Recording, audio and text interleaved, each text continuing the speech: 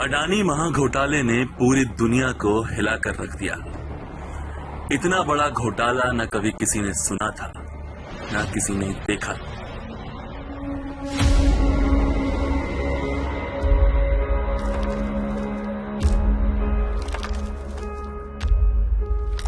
देश को लूटने के इस दास्तान के दो मुख्य किरदार हैं। एक देश का अरबपति गौतम अडानी है, तो दूसरा शख्स और कोई नहीं, अडानी के परम मित्र देश के प्रधानमंत्री नरेंद्र दामोदर दास मोदी हैं। जहां एक ने देश को लूटने में कोई कसर नहीं छोड़ी, तो वहीं दूसरे ने देश को लुटवाने में दिन के 18 घंटे झोंक दिए। आइए कहानी को थोड़ा पीछे लेकर चलते हैं।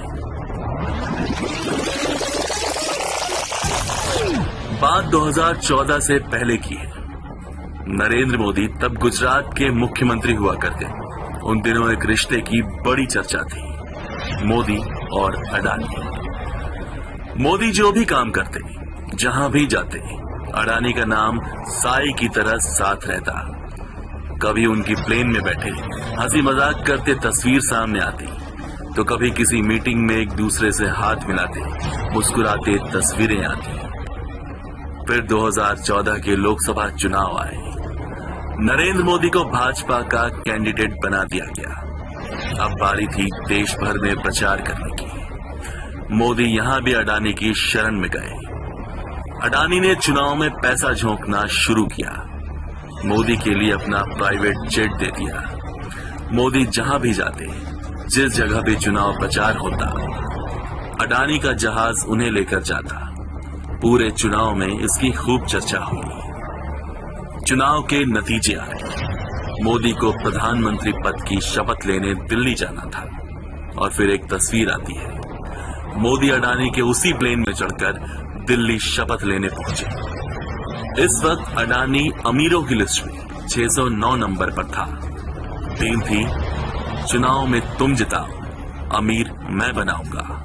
फिर जो हुआ वो दुनिया ने देखा। अडानी जितनी तेजी से 609 नंबर से दूसरे नंबर तक पहुंचा, वो इतिहास में दर्ज किया जाएगा। एक आदमी के लिए किसी देश के प्रधानमंत्री ने आज तक इतना नहीं किया होगा।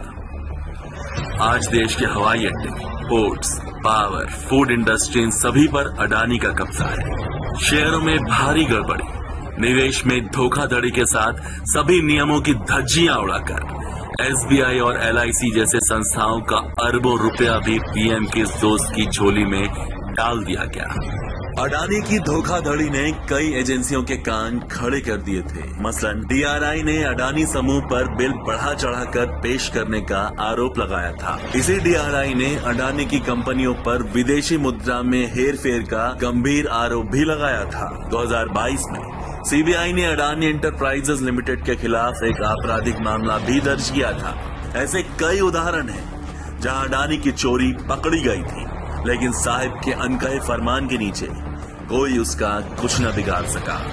दोस्तों की ये महालूट यूं ही जारी रहती अगर इन सभी आरोपों के साथ ही हिंडनबर्ग की रिपोर्ट किसी मिसाइल की तरह इन पर न गिरी होती। हिंडनबर्ग की रिपोर्ट में आखिर ऐसा क्या था, बताएंगे द अडानी स्कैम के अगले चैप्टर में।